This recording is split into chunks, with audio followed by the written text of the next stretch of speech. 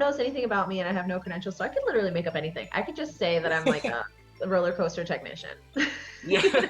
So roller coaster technician, tarot card reader. No, yeah. Slash tarot card reader. Yeah. And she builds tree houses on the weekends. So he goes, "You really need to check out this show." And I was like, what is it? You know what? I'm gonna check out that show now. And I'm just like, all the books, look within. And I was like, cool. Keep reading. Yeah, look within. Never look within. Yeah. Exactly. I did beforehand. It was just like, oh, I have had this awakening, so I have to tell everyone. I have to tell everyone everything that I know so that they go through the same process that I went through, so that they get to this point right now, so that we can have an intelligent conversation about it. Yep. Hey, welcome to Journey to Truth podcast. My name is Tyler Koala with Aaron Kuhn, and tonight we have on Idris Duran. Idris is a metaphysical activist. She does tarot card readings. Many of you may not know who she is, but she just recently started up Star Family Reunion Facebook page, which is a fantastic name, by the way, because that's exactly what this whole awakening is, everybody coming together. And then you have a YouTube channel as well. Currently it is titled Spicy Black, but you're thinking about changing the name, correct? I'm thinking about changing it. Maybe make it a little more accessible. Well, I can't say the name now either because I don't want anybody to take it, but I'll let you know. Well, we'll link it and we'll link her page on this podcast. So Video. Yeah. So anyway, how's it going, Idris? It's going awesome. I'm sorry to cut you off. I'm just saying we're glad to have you on. Oh my God, I'm so glad to be here. Thank you so much for inviting me on the show. I love it. You guys are doing a great job, and I watch every episode, so you guys are awesome. Oh, thank you so much. Yeah, thank you. Thank you. Of course. I did not realize that. You're on. So one of the things that struck me, I just thought was beautiful when you came forward with your first video on you calling all star seeds or something like that. That was awesome. Yeah. That was really, I actually just rewatched it again. It's fantastic. And it's something that everybody in this community needs to hear. And I love your perspective and your take on it. So maybe you want to elaborate on that a little bit? Of course. Okay. So I've been following this movement for going on 3 years, like actually legitimately following what's going on and doing my research and finding out the big names and stuff.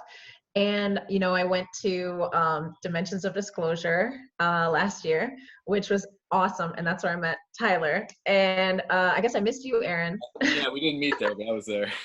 Yeah. And so something that really struck hard for me during that experience was just how amazing it was to connect with all the people who were attending and just hearing everybody's stories and just learning about how this affects people on an individual level.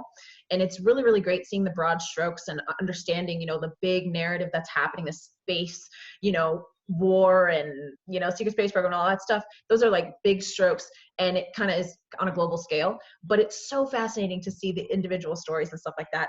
So that was really inspiring to me. And it just got me more interested in I was just kind of like, I want to hear more about everybody coming here. I want to hear more about these individuals and what they're experiencing, what they're going through and how this is affecting them.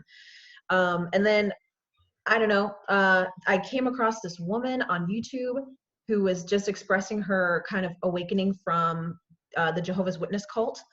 And she was just, she was where I was like 2-3 years ago, just kind of like mind getting blown by all this new information and stuff like that. And it was just really interesting watching her go through that. And I was just like, I want to be here and I want to see this happen to all these other people. I want to know their individual experiences. And yeah, I don't know. I guess I just kind of wanted to put a call out there for people to share. And then also, of course, start sharing my own journey because, who knows, there could be other people out there who are interested in the individual experience, of course. I mean, we're all having our own individual experience. So that's the most interesting thing to us. But, other people's experiences and stuff like that. So that's kind of what started it all. I was just kind of like, you know what, I should be sharing. We should all just be sharing, just the way that you guys are doing. So. Yeah, absolutely. And one of the things which I agree 100% is, get out there because you may have something to say that somebody is exactly what somebody else needs to hear, even if it's just one person. which is Yeah. kind of what happened when I watched your first video, because it made me stop and think, okay, like, you know, you say we're always wanting to be the person on stage, you know, the person presenting this information, but they're already doing that work. So it just really made me realize where my place is and like, what is my role here? You know, and it just took that to just take me down a new path, and I thank you for that, and that's why I recommend everybody check it out. So Oh, well, thank you for letting me know that. That's awesome. And I'm so happy that affected you in that way. And you're absolutely right. You just never know who needs to hear something from just a unique perspective. You just never freaking know. And like I said in the video too, I mean, we're all getting this information from all kinds of different sources, but we're getting them from the sources that we need to get them from. You know, I came to disclosure and ascension and awakening from a completely different route than most of the people at Dimensions of Disclosure, but we're all heading towards the same path. So that's pretty cool. And I guess the more information that there's out there of each person kind of presenting their own perspective, then, you know, another person can be affected in a way they wouldn't have been from some other information. So that's awesome.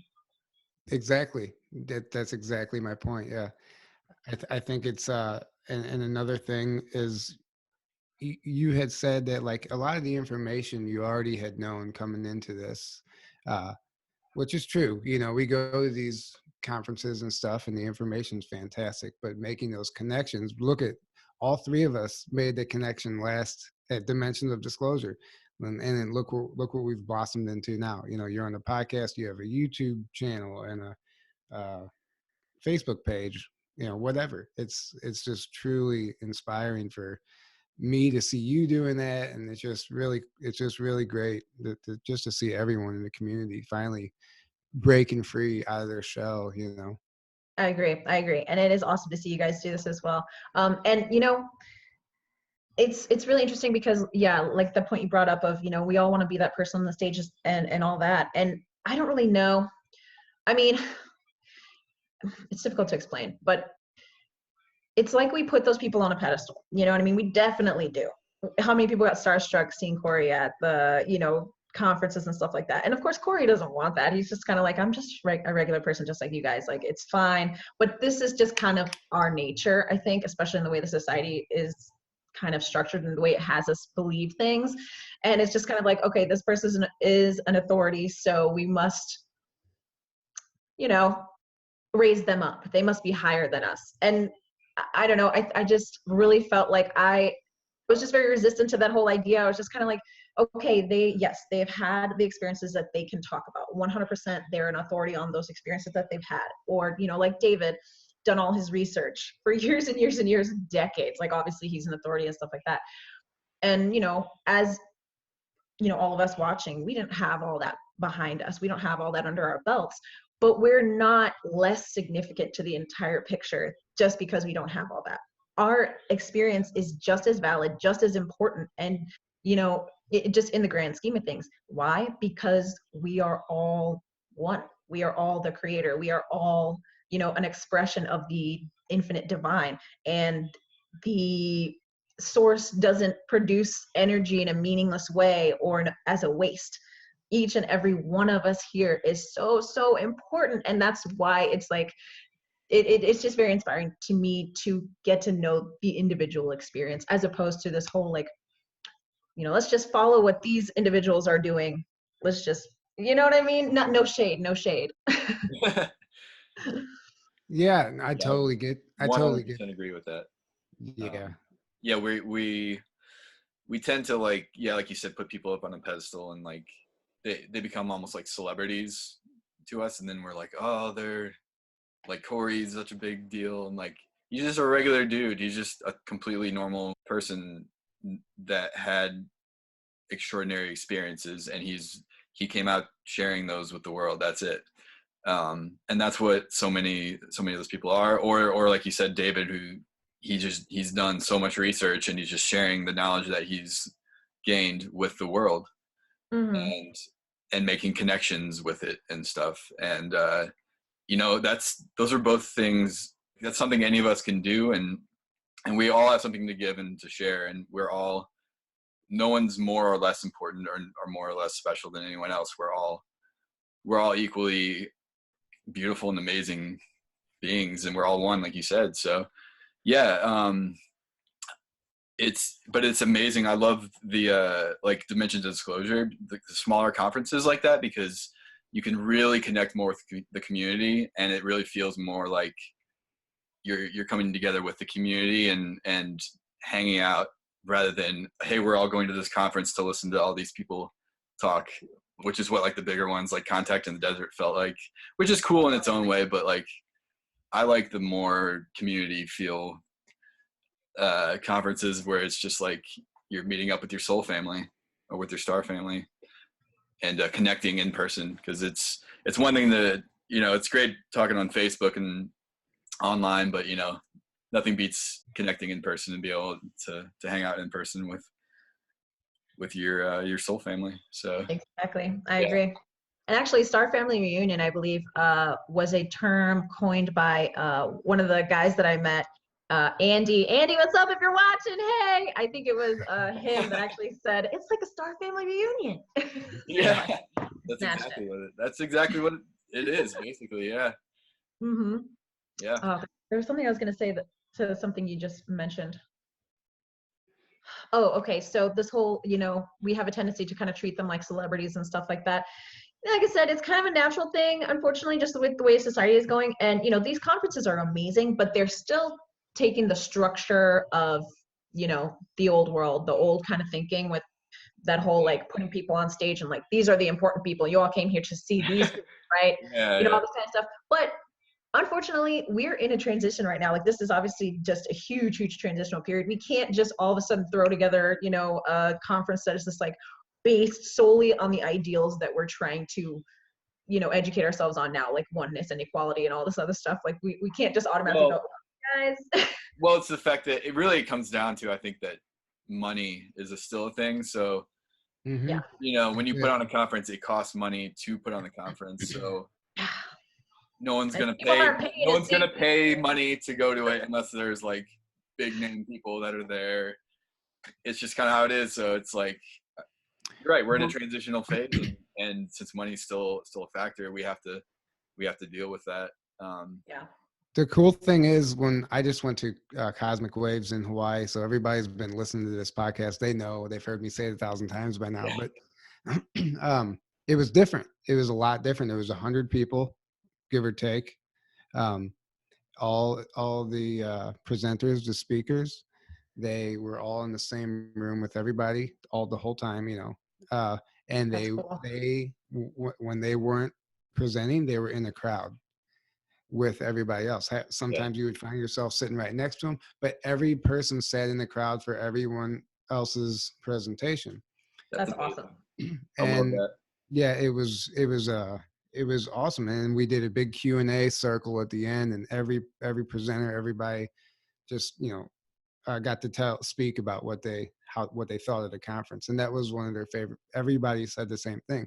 It was nice to be able to be one of the people on the other side for a change. Heck yeah, that's what I'm talking about. Yeah. But I just think it's important. I think that's important. Like you said, it's not just about the people on the stage, but by them coming out and sitting there with us and experiencing what we're experiencing. Even some of them were taking notes. I mean, that's amazing. I think every conference should be exactly like how that one was. Well, I don't think, like, if it gets too big, I don't know if that would work out, because well, that's why I don't like the bigger ones. Yeah, you will have that starstruck, you know, fans running up, and you know, you don't want to overwhelm the person.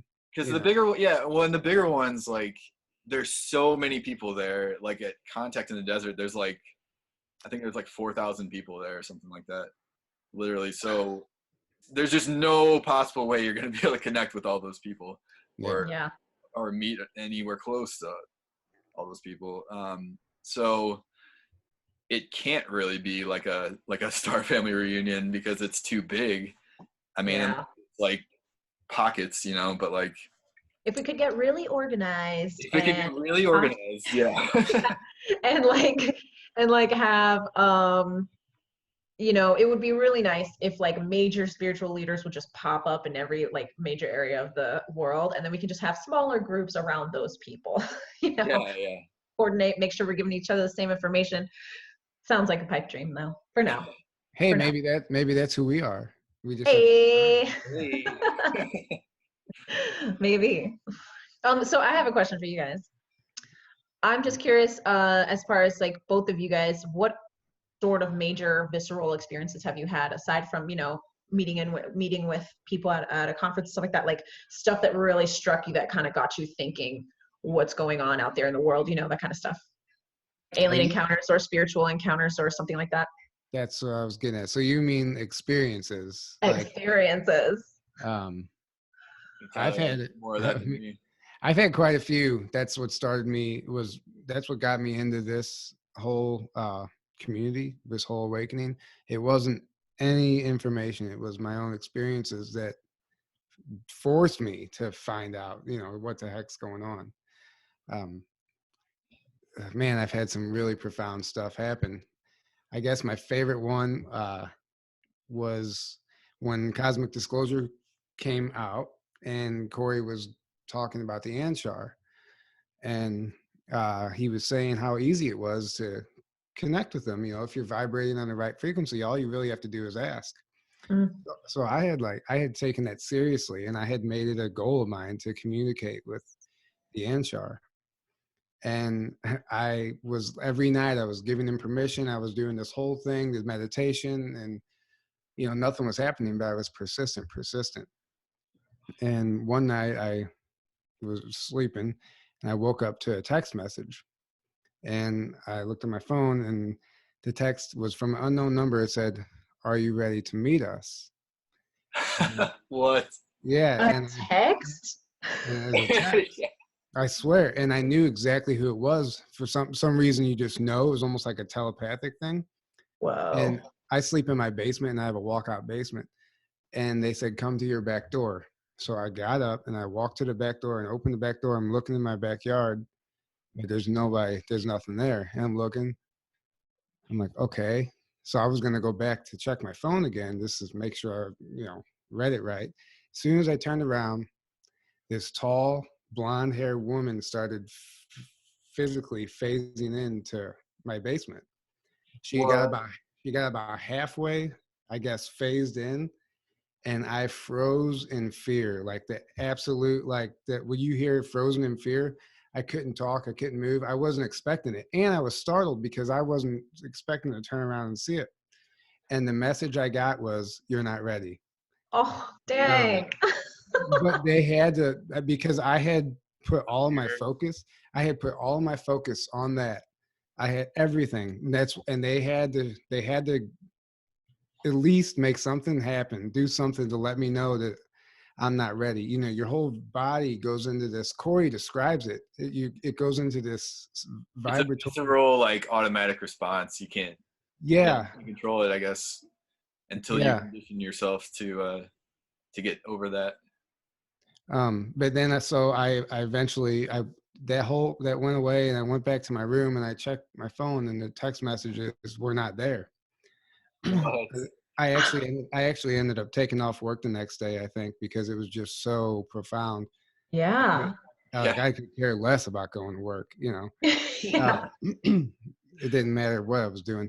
So the next night I went into meditation. It just so happened the next day, Teresa Yannaris talked about some inner earth thing that's the same way. And she said how Yeah, I remember that. she explained how you can connect with them through meditation by just imagining an etheric cord going to from your third eye to their third eye. So I did that. And I just wanted to know the name of the girl I saw. And like I was wearing headphones, I heard it and I wrote it down immediately. I don't know how to spell it.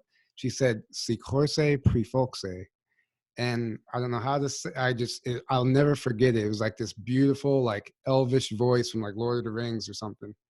And I wrote it down, and that was like, I had not had any more experiences with them like that ever since. But that was one that really was like a confirmation, like, okay, there is something going on here, because That's amazing. That's insane. Yeah. Wow.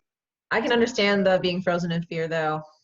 I think that I personally have a lot of fear, and it frustrates me. Yeah. Because we keep telling ourselves, there's literally nothing to be afraid of.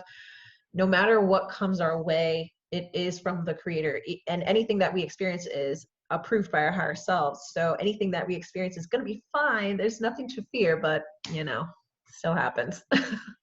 Well, yeah, and I don't think it was that I was afraid. It just, honestly, we're not ready we're not physically, no, I don't think many of us are vibrating at a high enough frequency to match these other beings. Oh, yeah. And like, they had to let me know that I wasn't ready. Otherwise I would have never stopped, I'm a little concerned that they were able to erase the text messages from your phone. Like, did she pause? Like, did they like use technology like pause or freeze you, and then she like deleted them real quick and then left, and then it was like, you didn't really notice anything happened, or?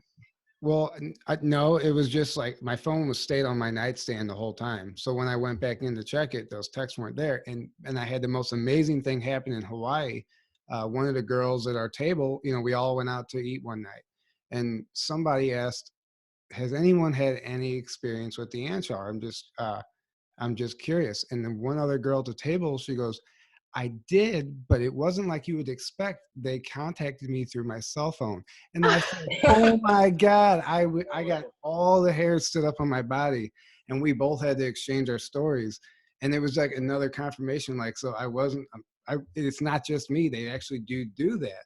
And Right. That's crazy. I'm really, yeah, that's interesting why they would choose to do it that way.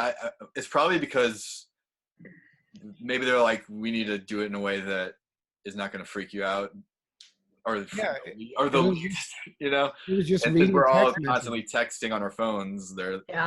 like, oh yeah, we'll just send them a text. Yeah, it was just a text message. There's nothing out of the ordinary whatsoever about that. So yeah, I don't know. But it was when she said that, it was just like, holy cow. It was amazing. Huh. That's awesome. So what did she say happened? What was her story? Hers was more Like briefly. of, they were actually like talking through her cell phone. Like Oh really? to be quite honest, I was so like in the moment, I don't remember the details of her story, and I don't want to say it and butcher it. and I, but either way, it was Like they called her on her phone? No, she was already on the phone. Oh. And something started happening on the line, and she is already she actually has her own YouTube channel. She's already a channeler, and so she was able to understand who was coming through. But anyway, so that's that. Nice. Fascinating. Yeah. What about you, Idris? Have you had any? I know you said in your video that you hadn't had anything like that happen, but has anything happened since? Haha. No. But I'm okay with it actually, because I kind of consider my journey to be the epitome of believing without seeing. That's kind of my whole deal, because like, I don't know, I haven't had, ever since I was a kid, I was like, I wonder if there are aliens. And also, I want to see a ghost. Like, just that's kind of like when I was a kid, I was just like, I want to see a ghost. Like, I want to see something. I hear all these stories. My dad has really crazy stories from Puerto Rico of like haunted buildings and all this kind of crazy stuff that he's experienced. My dad has had a lot of spiritual stuff go on in his life. And so I'm just like, where's mine? But my whole life, and I know that's kind of a silly thing, and a lot of people probably feel that way, where's my experience? I want to see the thing, I want to see this or whatever it is. But I almost feel like, and I have had this inclination for a long time, I feel like I'm being protected somehow. I'm being like, not blocked, but just protected. As much as I want to see a ghost, whatever I may see, whatever it may be, may not be benevolent. So it's possible that I've just been protected my whole life. So no, I haven't had any very visceral experiences that have just come about naturally. The only thing that I have really, really had some really cool experiences with have been the Ouija board. And I don't know how you guys feel about the Ouija board, but my first experience with that was very lackluster. Like, this is why I thought that I was being protected, because every time I would try to push the boundaries of like, oh, there's an abandoned haunted building, let's go, and then we'll go and literally nothing will happen. It'll just be like creepy building, but that's it.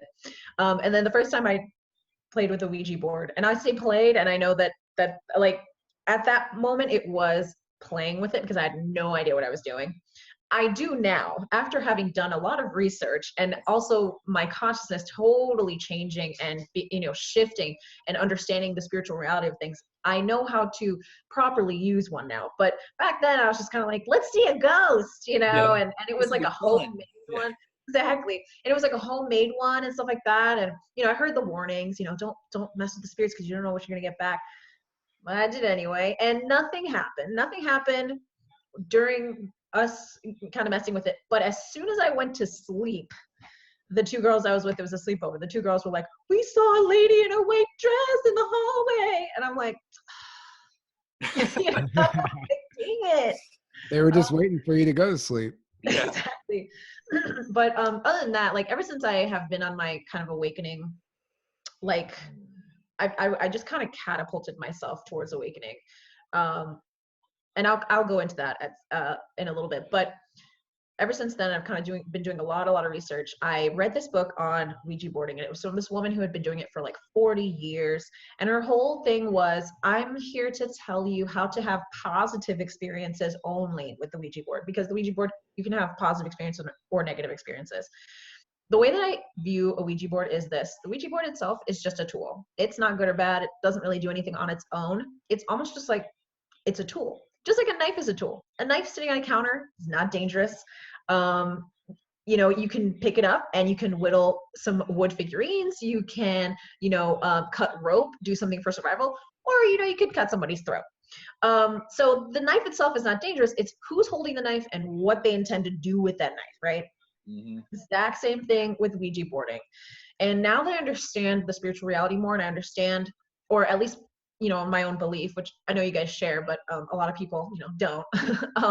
In my belief that I am one with the Creator, I feel that I have an authority to set the tone for my Ouija experience. I have an authority to do that. If I only want to allow light beings, beings of love and light and of universal truth in, I can do that. And the belief that you're allowed to do that and they're able to do that, to set those boundaries, just like you clear your aura or, clear a space and stuff like that, you have authority to do that as a member of creation.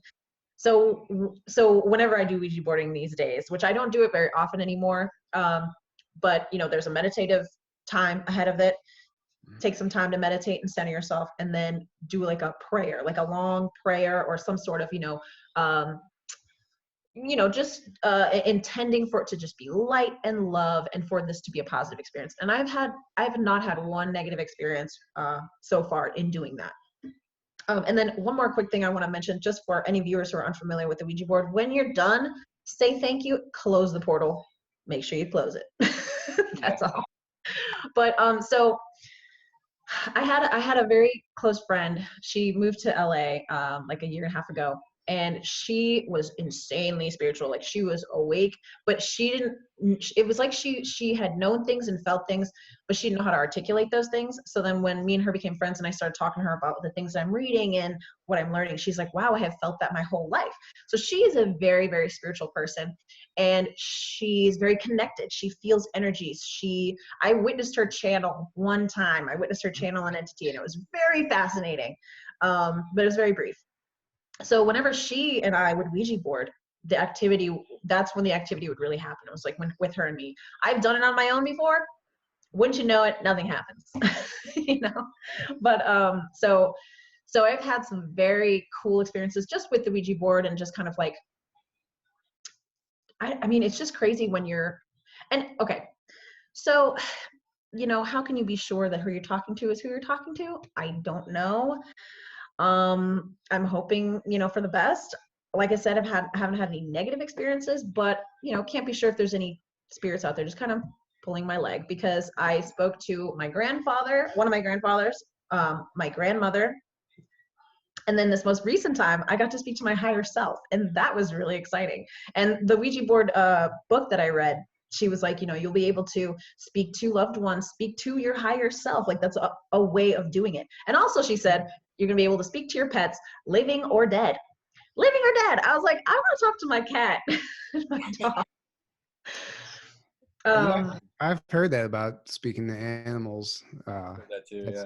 that's interesting. Just because, you look at them here in the physical and wonder how they would ever be able to talk to you in an intelligent way. So Right. I wonder how that would work.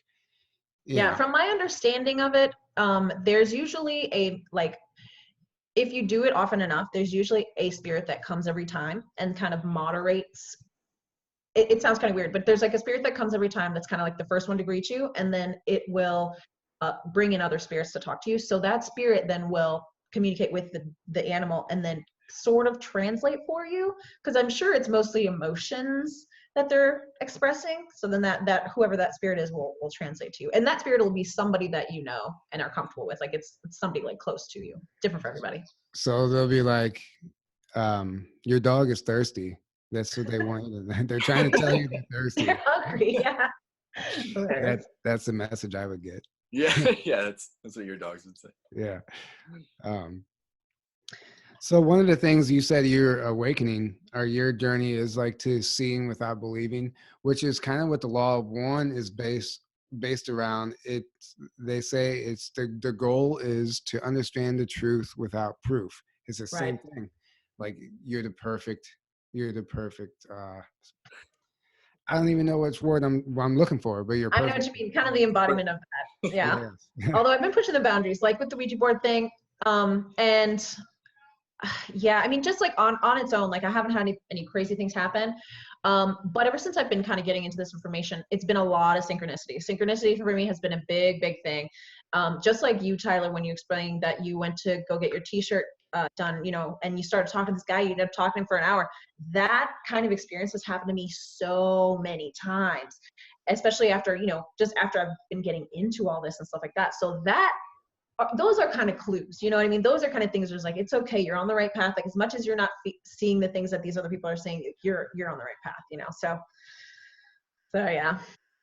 Yeah, keep it up, definitely. And I think your YouTube channel, your videos are great. And like I said to you in a text message a while back, I honestly think you found your place, like doing that, because when you talk, it's captivating and people listen. So well, thank you very much. I hope so. I mean, I'm not sure if it is my thing yet. What I actually think my thing more is, which I'm trying to work towards this. It's weird for me to talk in front of a camera by itself. I'm glad that I come across, okay. But I much prefer physical interaction with people, or even this, like right here, being able to look at someone's face and be able to respond to them, to speak to them. So what I would prefer is to have actual physical contact with people in a small group or in different things. So I've been working on that, having different ideas about how I can do that. I'm sure there are groups that meet already on different things. There actually was one that I was a part of for a little bit. One of my friends was into this stuff, and he had a little group where they would talk about disclosure and all this stuff. And I was like, that is awesome. I haven't met with them in a long time, but maybe I should get back to that. Yeah. You're talking about like a local group? Mm-hmm, yeah, like a local group. Yeah, there's a few of those around here that I go to. Nice. I've actually spoken at a couple of them, did many presentations, stuff. Yeah. I was guided to do like a presentation under the secret space program and stuff, because nobody had really known about it. Like I was the first one who discovered like cosmic disclosure out of that group. And I was like getting all this information and it was just like unlocking stuff inside of me at the same time. And like I was getting all the synchronicities, like I'm supposed to share this information with these people. So that's awesome. How do they respond to that? It's actually really interesting. They love it. Was great. So it's a small group, like I don't know, 10 to 15 people every week, and the night I went to present on the secret space program, I would say, between 30 and 40 people showed up.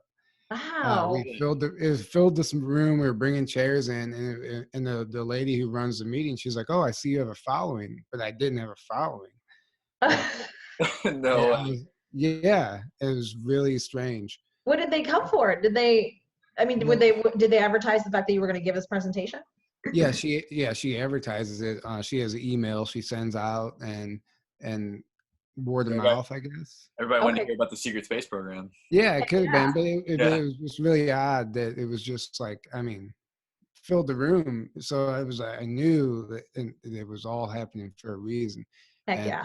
Yeah, well, so when Corey came on the scene talking about the secret space program and his experiences, I had already been like, my awakening happened in 2012, and so for 3 years I'd already been researching ETs and UFOs and everything in that whole field, and I'd never once heard anything about a secret space program. Not to my knowledge, I don't recall at all. And when he started talking, yeah, that's why I was super fascinated, because at first I was skeptical, and I was very much like, is this guy legit? Like, is this who? Like, I'm gonna keep hearing him out and like see where this goes. yeah, we all wanted to believe it, but we Yeah, weren't but sure. yeah, I think that's what a lot of us did. We all were like, because he was saying all these fantastical things, that we have a secret space program that goes to other galaxies, and uh, Breakaway yeah, civilizations they have and all food that stuff. Yeah. replicators like Star Trek, and people like, I served 20 years and then came back and they age regressed me They as, age regressed me. It's back like, to a wait, kid, what? and like all these crazy things. I'm just like, what is this guy talking about?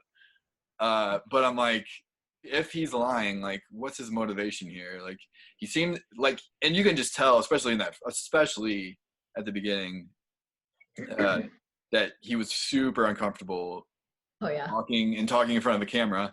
He was a super introvert that like did not want to be doing this, but he's like, for whatever reason, is doing it.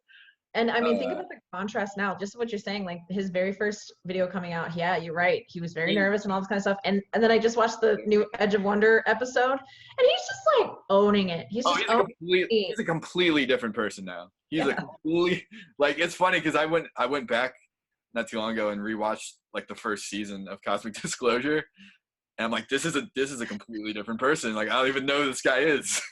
No, especially the hair. Yeah, especially the hair. Like, he looked different. He's Well, he was also he was on a lot of meds at the time, he said, surgery and stuff. So it was a combination of that, and he was super nervous and super uncomfortable.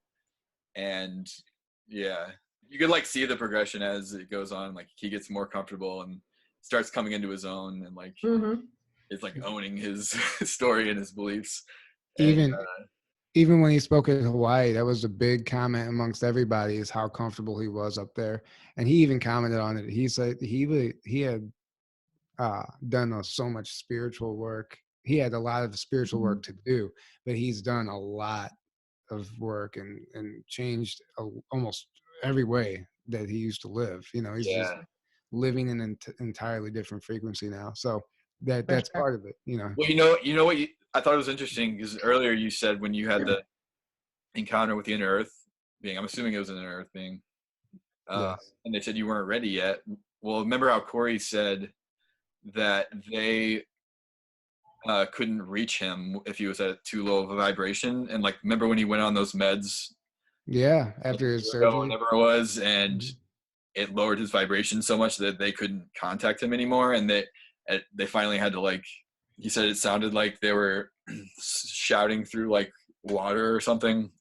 Whoa. You hear him, but they were like trying to get his attention, and they were yelling, or she was yelling, you have to stop it, and Like, stop taking the meds. Stop taking the meds. Yeah, and he knew that's what he meant, because he realized that was lowering his vibration so much that they physically could not reach him, because they're at a certain like higher vibration, and he got so low that they couldn't connect with him. They couldn't reach him anymore. Yeah, that makes perfect sense. So maybe when they said you're not ready, they just mean like your vibration is not enough, that we can't reach you more than like this.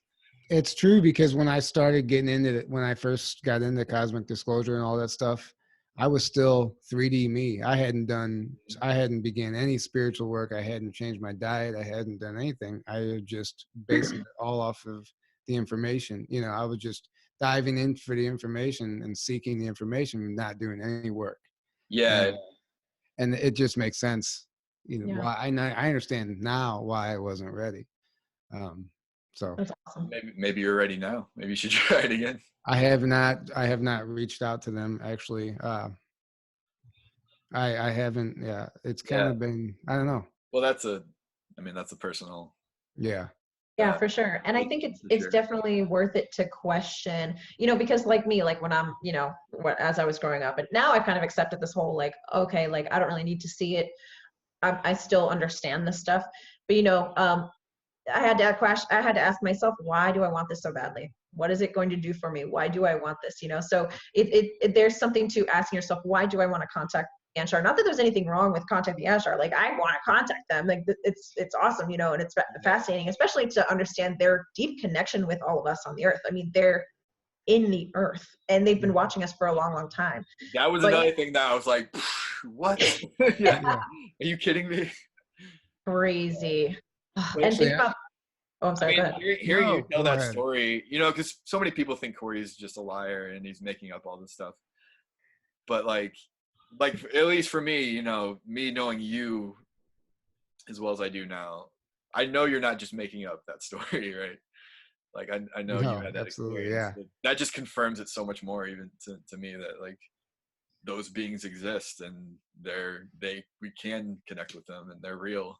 Yeah, and it makes so much sense too to think that, I mean, just everything, it just fits together so weirdly and perfectly in this like crazy puzzle, but it's also very complicated, because right now, like, it's very difficult to understand or to know what information is true and what information is not. Mm-hmm. But with the Anshar, especially, just thinking about the fact that they have been influencing people on the surface, but have been pretending to be, not below us, but above us or something, exactly, being God or extraterrestrials or anything like that. And I'm just like, I just think of everyone that I've ever known who has ever told me, I literally heard the voice of God. And I'm like, okay, was it the government or was it the Anshar? Yeah. One of the two, yeah. It could have been either. Yeah. Voice of God technology, literally, or Anshar plane. Or it could have been an ET also. Or it could have been real. That's where it is. There are ETs that come here and that are here. But then there's also the Anshar, so it's like Corey said, they used to say they were from the Pleiades or somewhere else, when really they found out there's these beings that are living inside the earth. Right. And you never know. They're doing that for their own protection, and it makes sense. But true. I wonder if they would be able, I mean, I guess they're able to live on the surface because some of them get banished sometimes, right? And like come onto the surface sometimes. But I wonder like what it does to them physically, because, you got a lot of stuff going on up here. Maybe they have to like lower their vibration to do that. Yeah, maybe. Well, just our air alone is toxic. It's toxic for us, so it's got to be toxic for them. It's got to be like, a vampire walking into the sunlight. Yeah, because their environment is so pure that coming into ours with the chemtrails and the toxin. Yeah. It must be so amazing to go down there and breathe that air, just like. Oh yeah. Which doesn't make any sense because you think it would be pure up on the surface. But right. Yeah. They've got us in this terrible bubble up here. Yeah. Well, yeah, because Corey said when he would go down there, they would have to detox him or purify him first. Yeah. Right. Before they would even let him like come join them. Right. Yeah. Oh, cool. Yeah. Yeah. I think this is all so fascinating. Like when okay, I'm coming to a point here to do with what you were talking about with, Corey Good doing a lot of spiritual work and him obviously still having more work to do and all this kind of stuff. And Tyler, what you said when you were like, I was just getting all this information, but I wasn't doing the spiritual work. When I first started learning about this stuff, I wasn't doing the spiritual work either. I was just shoving information into my brain. I was just like, oh my God, like I need to know more and more and more. Yes. I mean, okay. That was me too. Exactly. It's like this, you feel this acceleration and it's almost like you feel your consciousness expanding and you're just like, oh my God, like what is going on? So my first experience with Corey Good was very interesting. It was like, okay, so I was visiting a friend in November of 2015 November. I was visiting a friend. She was on hard times. It was just kind of the spontaneous sleepover. I hadn't seen her in a while. And then the next morning, one of her friends who was dealing with similar issues that she was dealing with had come by just to say hi or something like that. And then he was going to go to work. Well, I was like, hey, dude, can you give me a ride? Like, you know, I'm on the way to your job. Like, can you just give me a ride? So he was like, sure. And I had just met this guy for the first time. Never seen him before in my life. And like I said, just happened to sleep over at my friend's house that day. And he came by the next day, like unannounced. So he's driving me to work. And I started talking to him about, I don't know, different things. Because at that point, I was already questioning things. I was already kind of like, I have this inclination about oneness and stuff like that, but I didn't really know much about it. But I was interested in learning more. And I had spoken to him about this a little bit. And so he goes, you know, you really need to check out this show. And I was like, what is it? And he's like, and this was back when, I guess this didn't happen too long ago, but back when Gaia was Gaia TV. Yeah. Gaia TV. It was Gaia when Cosmic Disclosure started. It was Exactly. Gaia TV, yeah. So he gave me his Gaia login information. And he was just like, take this login information, watch this show called Cosmic Disclosures. And then also David's, what's his? Wisdom teachings. Wisdom teachings. Yes. He was like, watch Cosmic Disclosures, wisdom teachings. So I'm like, okay. You know, okay. So I got his information. I was like, that's cool. You know, and he's like, you're gonna just jump in and it's gonna be crazy. So I was like, all right. Well, I didn't touch that link for a while until I was at home. It wasn't that long. It was literally December 31st. I'm at home with my family and we're just kind of chilling and waiting for the new year. And the new year passes and I, for some reason, thought to myself, hey, you know what? I'm going to check out that show now. Because it was weeks previous where I was just kind of like, oh, I remember that show he was telling me about. Well, I'll check it out later. So literally January 1st, it was like the wee hours of the morning, January 1st, 2016. I was sitting there with my dad. My dad and I watched it together. We watched the very first episode of Cosmic Disclosure. And I'm just like, my dad, is he for real? You know, my dad was like, I don't know. Yeah. But that right there kicked it off, 2016, January 1st. And then I was just like watching every episode. I was reading the Law of One. I was reading all kinds of stuff. I mean, I just delved into it, right?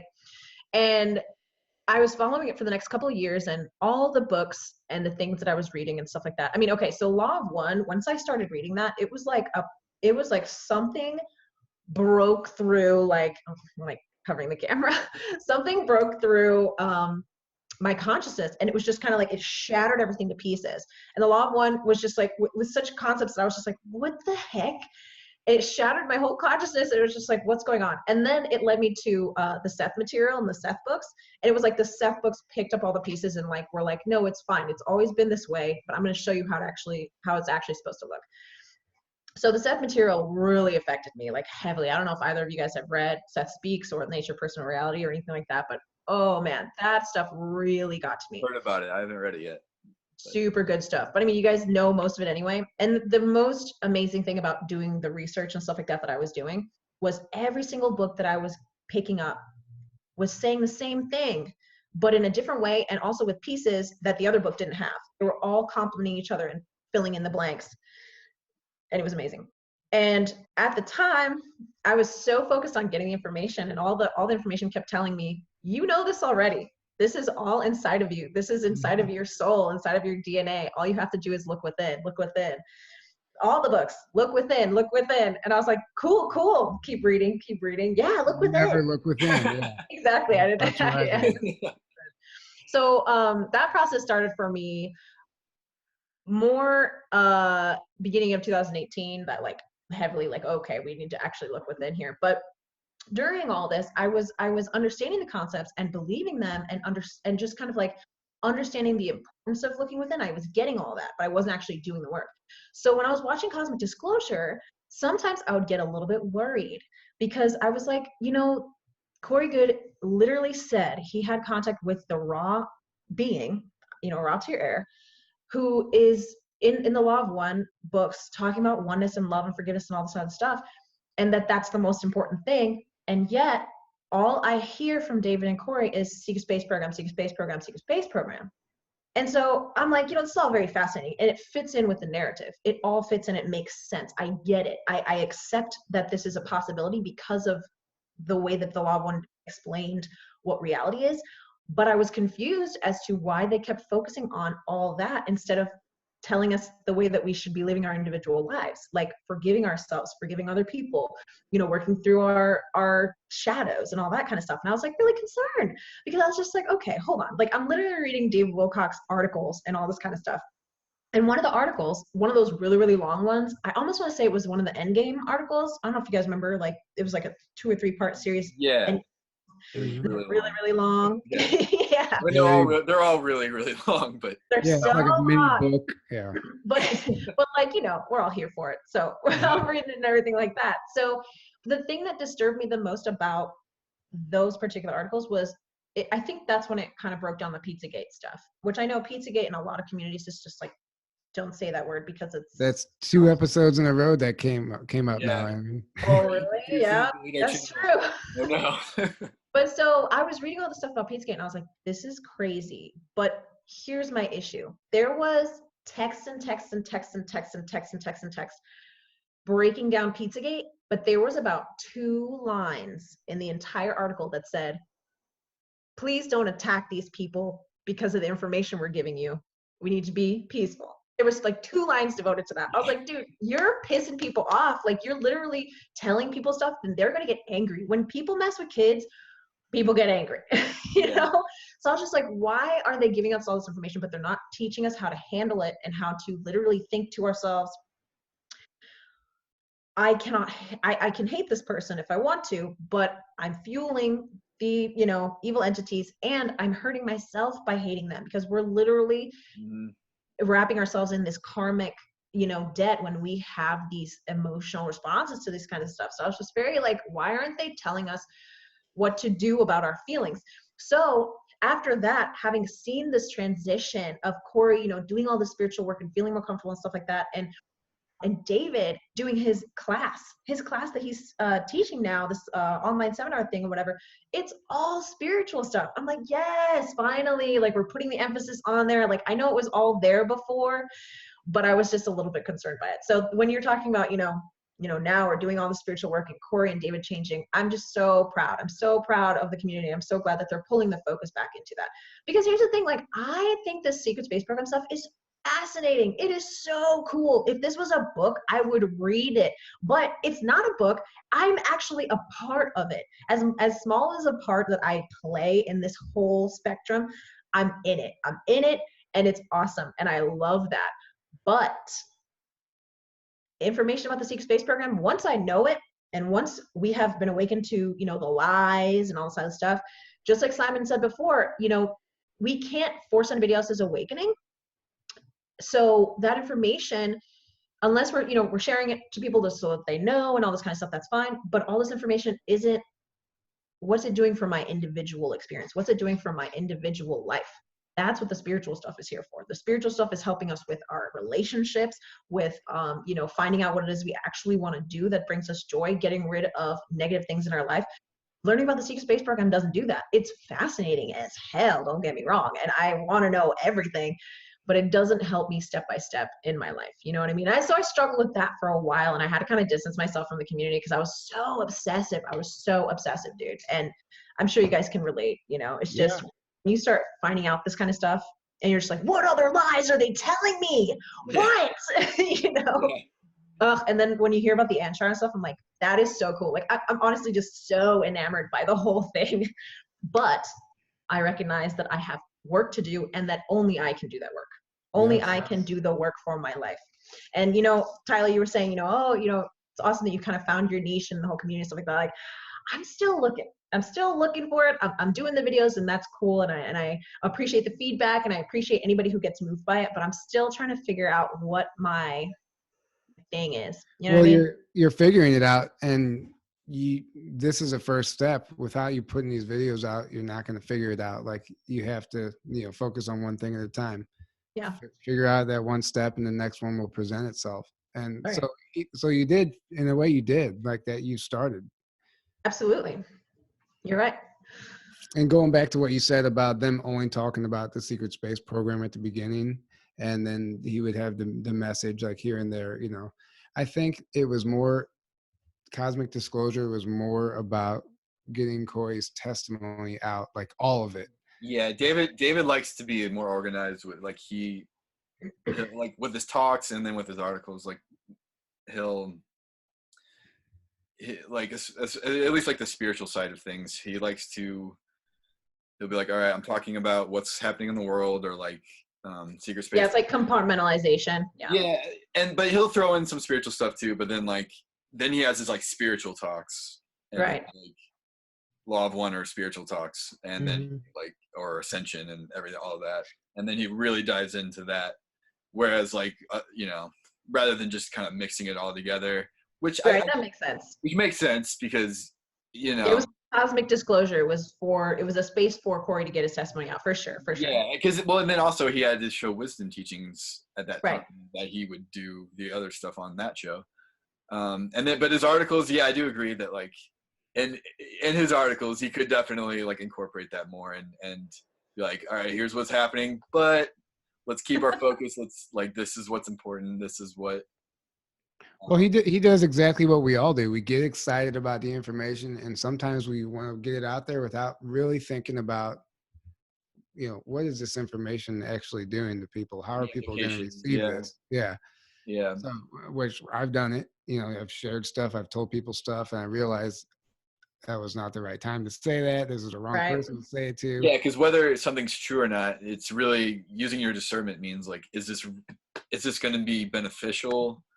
It's like, okay, this is true information I could share, but is it going to be more beneficial for me to share it, or is it going to hurt more to share it, or is it better that I don't? Right. Or if I do share it, put it in the context of like what you said, like this is what's happening, this is the truth, but at the same time, let's make sure like forgiveness is key and inner work is key, and right. And I mean, it's kind of like, I feel like this is the journey that everybody goes through, because now I'm focusing on inner work primarily. But beforehand it was just like, oh, I have had this awakening, so I have to tell everyone. I have to tell everyone everything that I know, so that they go through the same process that I went through, so that they get to this point right now, so that we can have an intelligent conversation about it. But I get to tell them everything. That's I definitely had the dilemma of like, well, for the first 5 years of me researching information, I didn't talk to anyone about any of this stuff. It was literally just me taking in the information, and then eventually like I started doing the inner work and growing spiritually. But yeah, until 2017, I didn't have anyone to talk to about, except for like, I eventually had like a few Facebook friends, and then that was it. It was like people I'd never even met in real life. It was just like people I added or that added me randomly somehow. But yeah, that sounds so lonely, man. Because I understand, like, when you're researching all this stuff, it's like, it's really heavy. It was very lonely. It's so heavy. How did you feel about that? You were just like, people don't know this stuff. Yeah. These lies. It was hard. Now you're telling the whole world essentially, because anyone can listen to this.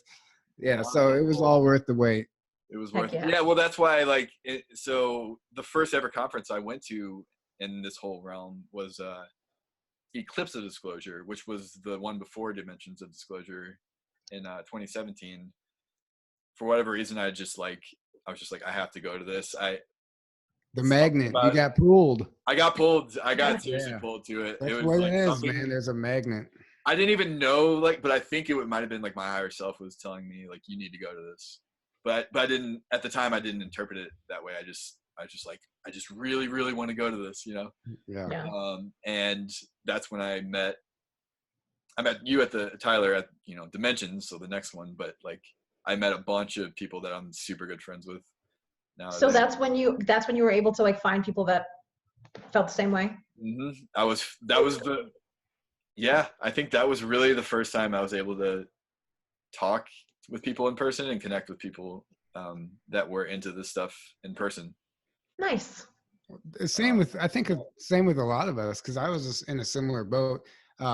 I'm very fortunate enough. My father and I, we both are kind of going through this together, discovering it all.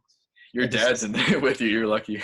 So we had each other to talk to, but outside of that, there was no one else. Yeah, and I the same thing. You would go I still had all my old friends and stuff, and you just didn't talk. I just didn't talk about it. We talked about the hockey game or whatever it might have been, and yeah, I was in a band, and I ended up quitting the band not too long ago. But yeah, like I had my band, my friends in my band, and like a few other friends, but no one was into any spirituality or UFOs or ETs or any of this stuff. And I grew up super Christian, so I had like kind of some friends that were still in that world too. So they were in like the Christian religious mindset.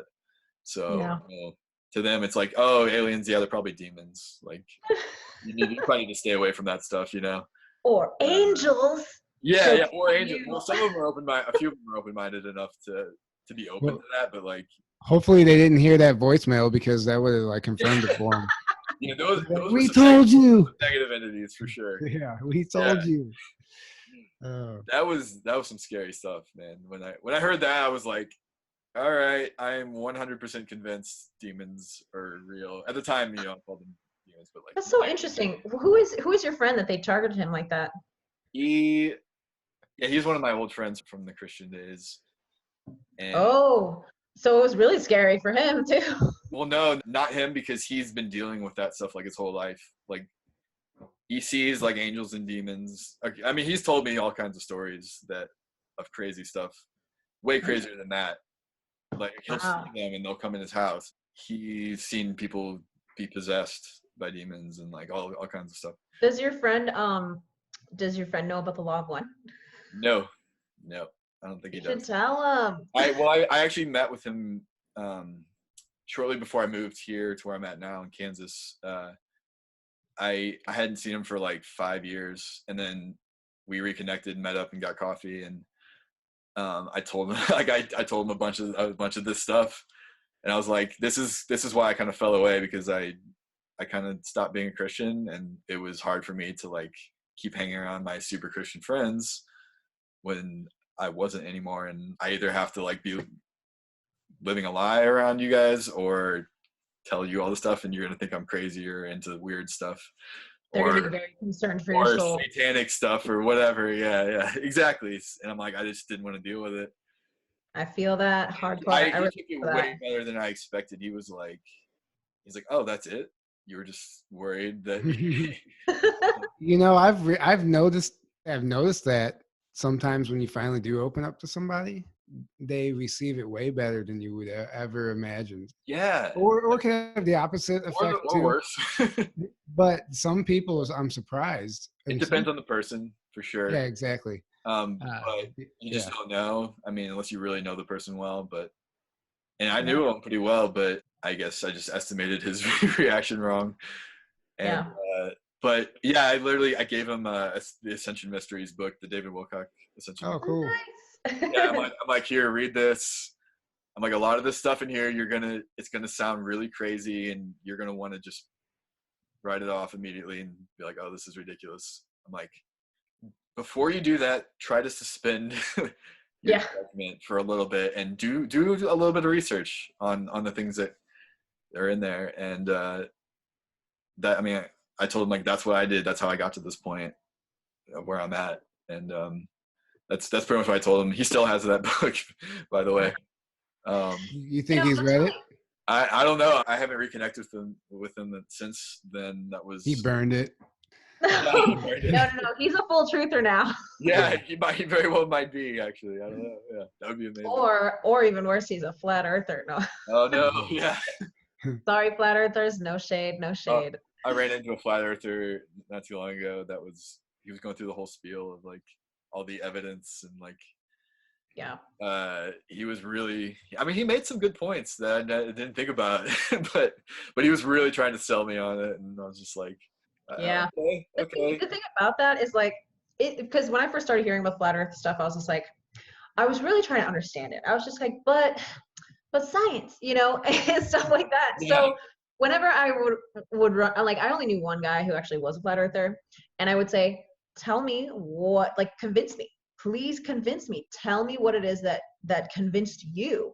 And he couldn't really give me anything. Literally the thing he kept saying to me was, think about how water works. Water's a flat surface. I'm like, okay, okay, but there's a reason for that. So I was open to hearing it because I was just so curious. Because another thing about the flat Earth is that people were saying, I got into flat Earth trying to debunk flat Earth. You know what I mean? It's like somebody literally comes at the concept as, thinking like, this is dumb, this is so stupid, and then does the research, goes down the rabbit hole, and comes back and they're like, no, the Earth is flat. And I'm just like, what did you discover? What was it? Yeah. Because me, and I did my research too, I went down the rabbit hole. I'm not there, but for me personally, I couldn't reconcile how a flat Earth was significant spiritually. I could not reconcile it. I was like, what does this mean for us spiritually if the Earth is flat? And why? I didn't really get it because. Yeah, well, also that, and then to me, what I've seen most flat earthers believe is like, we think we're on a planet, but we're just on an infinite plane, and the Earth is just one little section of that.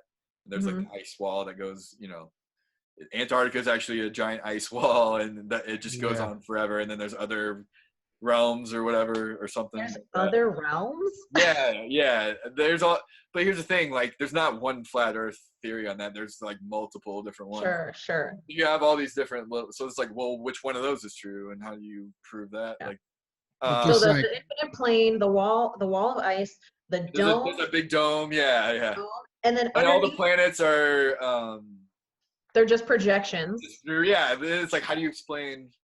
I mean, to me, I've done so much research, and I've heard so many testimonies and people's experiences with ETs that come from other planets, and like people that have been to other planets, and yes, and it's like, how do you reconcile that? What? It's like, okay, either all that stuff's not true and is a lie, and why would they be lying about all that? And right. Or this is not true and is probably a psyop, which makes a lot of sense to me. Somebody asked Corey that. Somebody asked Corey Good that in Hawaii after he spoke, like his questions, and somebody asked him just to shut everybody up, is the Earth flat? And he goes, no, it's a psyop that got way out of hand. Yeah. Yeah. And the fact that Corey says that, and he has insider experience. Yeah, well, and he's been off planet himself. Yeah, and he's been off planet, and it's like, if he's saying it too, that's pretty. But here's the thing about that, though, it's just, okay, I've never been to space, so I can't tell you that the Earth is round, but I believe it's round, but like, I've never been to space. I've never experienced the things Corey has experienced, so I can't say that, like, you know what I mean? It's all about the individual experience. Yes, Corey is not lying because he definitely believes all that. And I'm not questioning, what's going on, but it's just kind of this idea of like, for the same reason that I can't believe that the Earth is flat or round necessarily, because I've never really been there. That's kind of the same principles. Like, well, I'm taking in all this information that I have never seen before. You know what I mean? So the fact that all of these people are saying, yeah, the Earth is round, I've seen it. That in itself shouldn't be enough to convince, you know what I mean? Just because it's like, well, okay, but you know what I mean? Yeah. Well, it's funny because, I mean, you can go on YouTube and search flat Earth proof, and there's all kinds of videos, and some of the info I've watched them, like some of the info really makes you like, oh, it's like, compelling. It's compelling. It can be it's compelling. But then you can also find ones that debunk a lot of that supposed info that sounds really true and really like convincing at first, but then they're like, no, this is why it appears that way, or this. Yeah. Well, they also have a lot of proof the other way, that like, this is the proof that the Earth is definitely not flat and cannot be flat, and it has to be a round planet. When our government or the cabal is paying people to put out this information, and that makes a lot of sense, because that makes it really hard.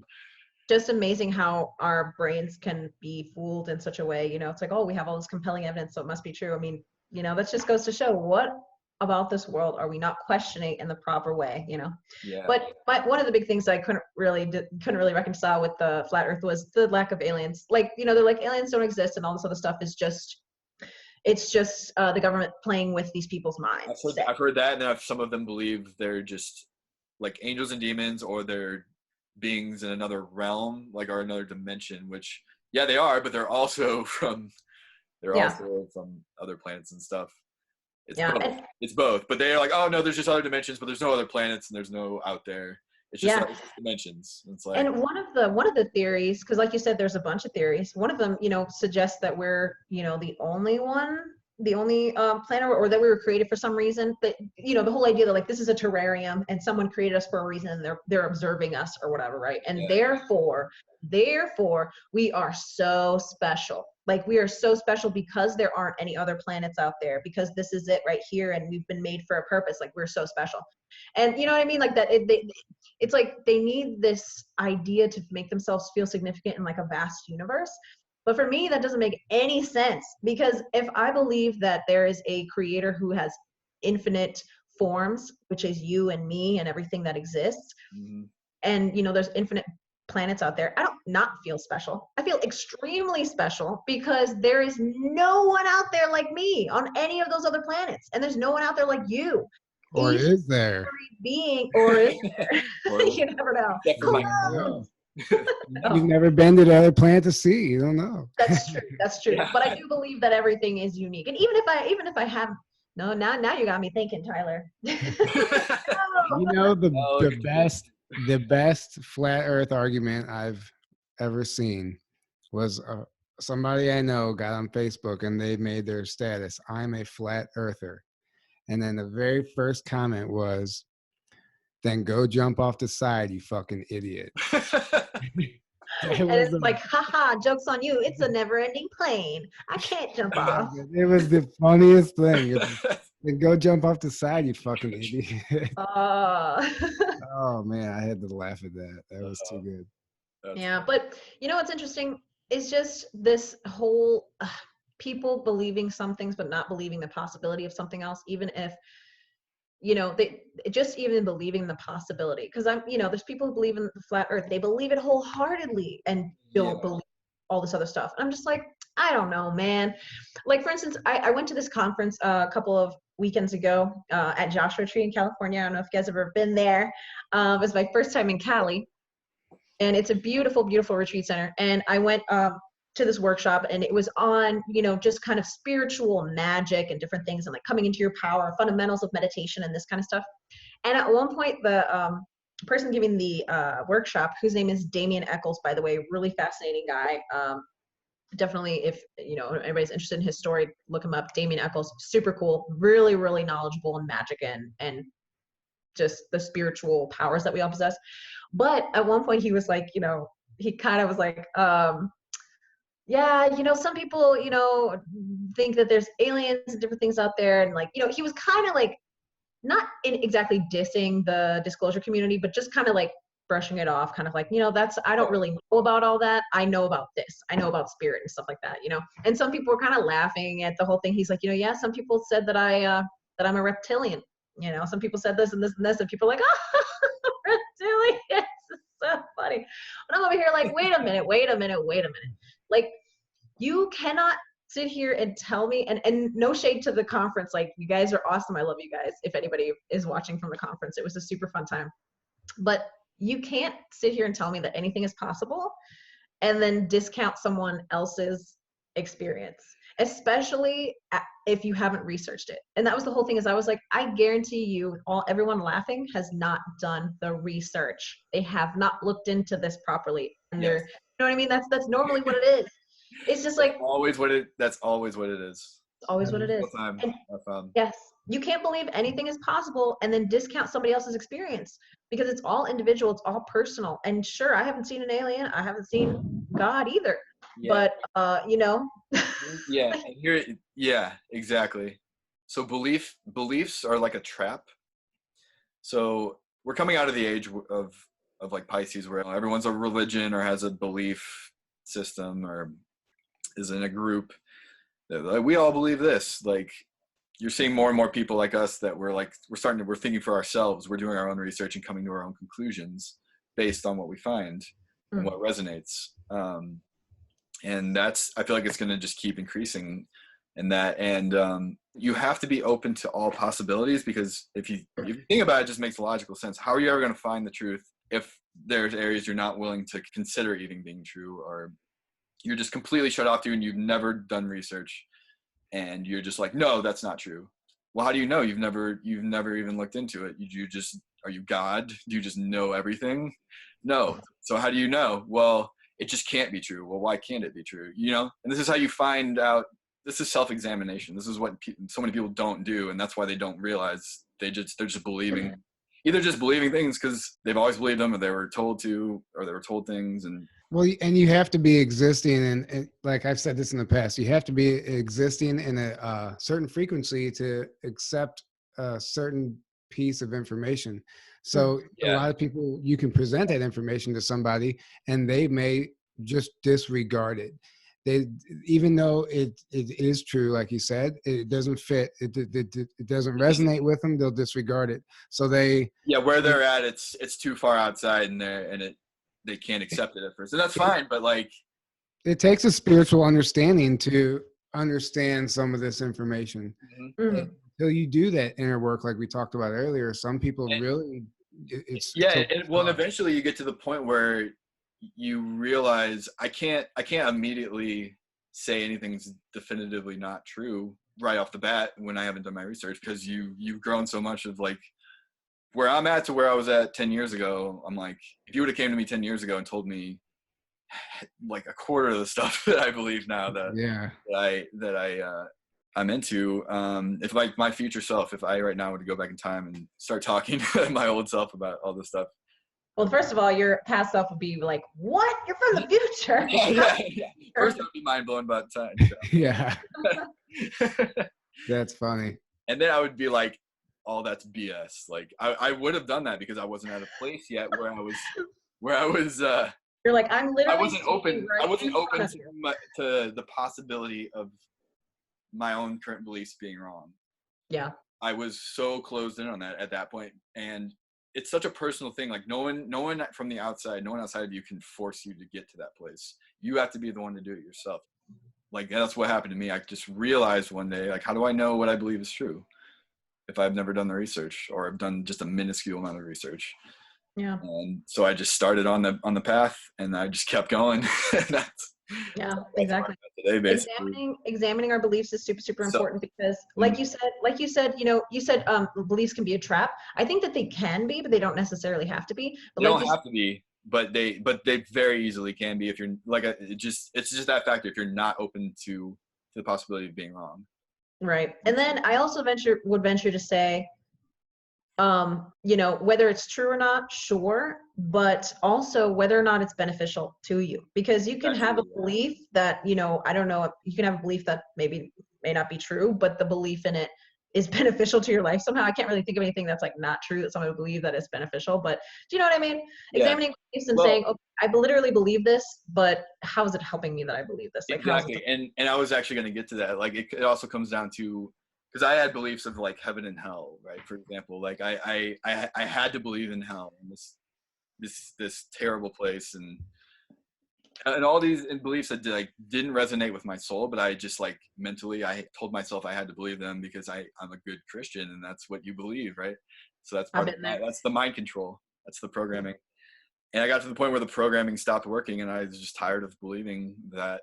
Right. But if you never get to the point where you want to even question that, you're never going to get there. So it's a personal, like you have to personally get tired of just believing things that don't resonate with your soul, and you're just like, this information does not feel right. That's what happened. I was like, this does not feel right to me. So if it doesn't feel right to me, what is that saying? Like, is it true just because I've been believing it? Let me do research. Let me see if the Bible actually does say this. And that was before I got to the point where I did research on the Bible itself. But and here's another thing on that though, because believing in heaven and hell, like, does that make heaven and hell real, or is it not true? You know what I mean? All this stuff. So in the Seth books, especially in the Seth books, he really emphasizes the fact that you literally create your reality. And I think Corey has spoken on this, pretty sure Law of One on this. You literally create your reality. It's not a metaphor, through your beliefs. So and like you were saying, your belief in heaven and hell. In the Seth books, it's very interesting because Seth is this entity that is a higher density. He doesn't really say what density he's from, but he says that he's lived many, many lives, many human lives, and he is past the physical body production part, and now he's just like a light entity that kind of does different things. And he's like, I have work that I do, but it's totally different work than the stuff that you do. So he basically is just explaining all of this. And he says, our beliefs are so paramount to our experiences. And if someone believes in hell and they die believing that they're going to hell, they're going to experience they're going to experience a something hell very experience. similar to. So it is true, but it's because you're making it true with your You're the belief. one making it true, and that's the thing that's so huge. It's crazy. It's crazy. It's crazy. And they use that. The cabal uses that. Like you said, they use our beliefs to trap us. As much as we believe all this stuff, we are creating it. We're the ones doing it. That's why they're so terrified of us waking up, because we're the ones holding everything together. We're the ones creating everything. They've just tricked us, manipulated us, and used our ignorance against us, and been like, oh, this is what you want to create. This is what you want to create. And then we're like, oh yeah, that.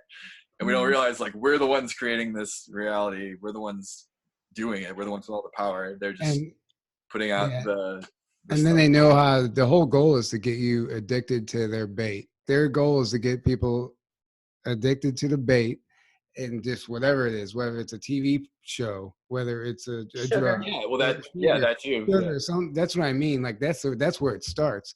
Like nobody, if they just do that, their work is done.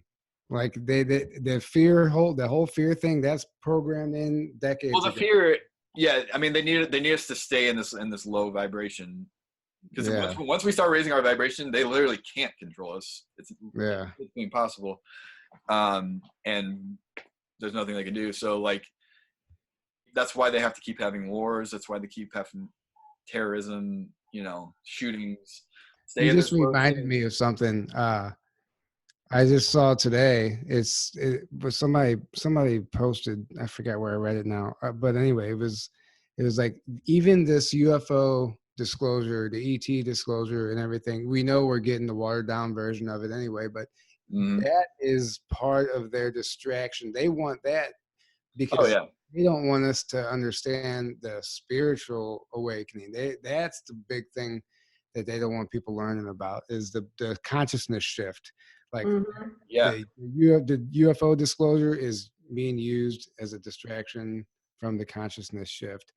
That's what they're scared of. That information isn't even, they're not worried about it anymore. Yeah, you're absolutely right. You're absolutely right. When I talk to people about conspiracy theories and my spiritual stuff, because it's kind of like two separate things to some people. There's spiritual truth and then there's conspiracy truth, and it's just kind of like, no. I'm telling you all the spiritual truth right now, because it all connects. The cabal is using this. They know this 100%. They believe this, and they've been using it, and that's how they're doing all this. So it's all connected, man. It's all connected. It is so annoying to see their disclosure. That post that your dad made, Tyler, oh my God, like, how annoying. The Tucker Carlson thing? Yeah, he's just like, he's like, why did we not know about this? You mean they've been testing people? Why did we not know about this? I'm like, what do you mean you don't know? Haven't you been making fun of conspiracy theorists for years and years? What do you mean you didn't know? Yeah. But of course they're like, health issues related to seeing UFOs. Again, like Aaron said, that fear. And then of course keeping us away from the spiritual stuff. Oh, UFOs, it's weird, could be Russians, could be Chinese, we don't know, but they're dangerous because people's health changes. I don't know. They're dangerous because we said so. Yeah. I just cannot take Tucker Carlson's face. He's just like, But at the same time, it's still important that does go mainstream. That stuff is subliminally entering the mass consciousness now. It was just again today. They were talking about ETs and stuff, and talking about them being bad, and then the other person said something. Well, how do you know they're bad? And it was a conversation amongst them, amongst all three of them, and they're like, "How do you know they're not good?" And this was on Fox News again. Wow. This is. I told my dad to record that one too, because he tried to go back and find the Tucker Carlson thing. It was taken down off their website and was nowhere to be found. So luckily he recorded that on TV. Yeah. He replayed it and then set his phone up and recorded it. So he wasn't expecting the next one to pop up. So if he can get it back, he's going to try and do the same thing. Crazy. But yeah, it's like they want to put it out there, but then they do redact it right away. Yeah. And It's amazing. Yeah, it's so obvious too when you wake up to all this stuff. You can so clearly see, when something gets put out on mainstream media that's the truth, and then they take it away, or like a tweet that somebody and then they delete, or like something gets put on YouTube that they don't want out there at all, and then YouTube immediately takes it down. The information, it's usually the stuff that's like empowering us. Yeah. Because here's the thing: the cabal want us to think they're this all-powerful. There's nothing you can do to stop us. Don't even try. Like, we're all-powerful. When you fall for that, then you're giving them power. You're the one creating that, right? You're the You don't have a choice to fall for it though, because we're raised in it. We're grown up in it, so it's not our fault. It's not their fault. So I'm just saying, like, even for like getting into conspiracy stuff, because like when I first started getting into the conspiracy side, I kind of had that mindset. I was like, oh, there's nothing we can do to stop them. They run the world. They like own everything. Yeah. We're all effed, basically. Yeah. For one, we have help. Two, we're way more than we think we are, and we are the ones that actually have all the power. We just don't. Yeah, exactly. I mean, we do have help, and that is amazing. But it's less, and the whole disclosure thing and everything coming out and stuff. Obviously, there is stuff going on in the background where they are being overthrown. They're waking in their boots, et cetera, et cetera. But like, I have a very nuts and bolts boyfriend who is completely atheist, which is totally fine. That's just the way that he lives his life. He's atheist, and he believes that the flower children have failed us. He's like, I would be all about your peace and love stuff, except it doesn't get anything done because the other side will just gun you down. Like, gun you down. And so I'm like, I'm understanding the fact that, like, as people, we're not going to be able to storm the gates with pitchforks or anything. Even if we had guns, they have bigger guns, but it's not about that. It's not about fighting them. It's not about, that kind of thing. The way that we acknowledge that they don't have power is the way that we were talking about earlier, raising our own vibration and forming our reality the way that we want to see it. Because just because they exist and they're doing these things in our individual realities, we don't have to experience it, which sounds a little bit like a cop-out, but like, that's kind of what the whole thing is. Like, everyone together deciding, I don't want to experience this anymore. I'm going to raise my vibration. And they're of such a low vibration that once you raise it, they can't touch you. Yeah. They can't even exist in the same space as you. So that's kind of like that whole, like, I am free because I can choose what I experience, Mm-hmm. Yeah, that's exactly. Yeah. And that's why they don't want that information getting out. Yeah. They don't want people waking up to the reality of, we're the ones with all the power. Like, wait a second. It's me. It's not you. It's me. It's us. Well, we are the ones with all the power. And on that, I think we should wrap this up.